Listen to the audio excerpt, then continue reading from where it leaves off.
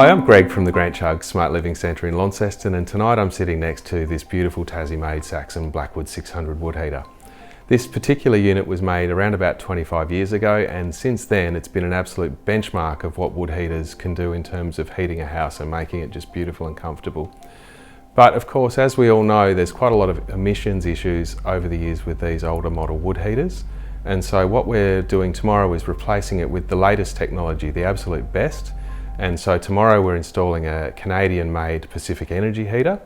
That heater uses heaps less wood, but also as you look at the glass on this heater and see how dirty this old tech heater is, how cleanly you can see these new model heaters burn straight off the bat.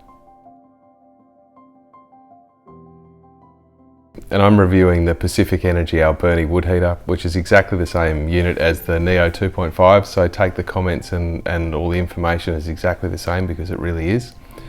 So I just want to talk to you about this heater, which we have replaced. We previously had a Saxon Blackwood in that position, and we've left the same flue. We're using the same wood in the same home with no changes, so that we can get some really accurate data. And what we found is we were meant to save around about 30% wood. We've saved exactly 50%, which is a very surprising and round number, but that is exactly what we've saved. And the main reason for that is the way that it burns when it's turned down low, because it produces so much heat when it's down low with the afterburner flames coming out the top.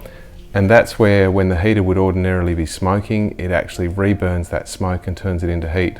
So we run the heater on low far more often and get a lot more heat out of it while it's on low, which is why we're getting so much longer burn times with less wood consumption.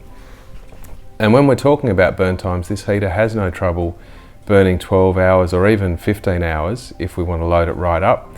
And even when it's burning those kind of times, there's no smoke coming out of the chimney. As we look at other houses in the area here, you can see smoke belching out their chimney, but you can hardly see that this fire is even going. Most of the time there's, if you're lucky, a little bit of heat haze that you can see.